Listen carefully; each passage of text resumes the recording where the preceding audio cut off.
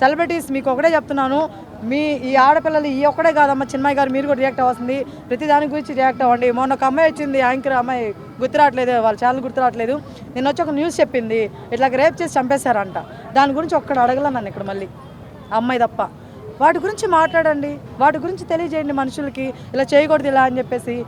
ఇవన్నీ అవసరం మనకి. అబ్బా ఆయన సామాన్లు అన్నాడు, ఈయన సామాన్యుడు అన్నాడు, ఆడెవడు ఒరే అన్నాడు, తురే అన్నాడు, ఇవే మనకు కావాల్సింది. సో ఇవన్నీ కరెక్ట్ కాదు బ్రదర్.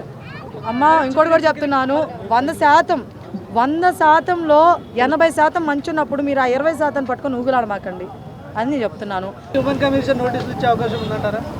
ఇప్పుడు దాకా బాగా వెళ్ళిపోయిందండి. ఈ సామాన్య ఓటు శివాజీ గారు ఎందుకు తీసుకొచ్చారో మా సాంగ్ మీద కూడా వెళ్ళిపోయింది. నేను నాకు అనిపించింది, నేనే చెప్పిన ఫస్ట్, నేను కూడా అదే చెప్పిన. సరుకు సామాను చూసినప్పుడు అబ్బా ఆడ రావచ్చు సామాను, రాకూడదు అనిపించింది. అర్థం ఇప్పుడు అది మేము వింటున్నప్పుడు మాకు లిరిక్స్ అర్థమవుతాయి కదా, మరి అందరికి అర్థమయ్యే వాళ్ళకి అర్థమవుతాయి కదా, మరి దాన్ని ఏమంటారు? దాని గురించి చిన్మయ్య గారు రియాక్ట్ అవరా అంటే మెగాస్టార్ అంటే భయం వీళ్ళకి, రామ్ చరణ్ గారు అంటే భయం వీళ్ళకి, అనసూయ గారు వీళ్ళందరికా చెప్పండి.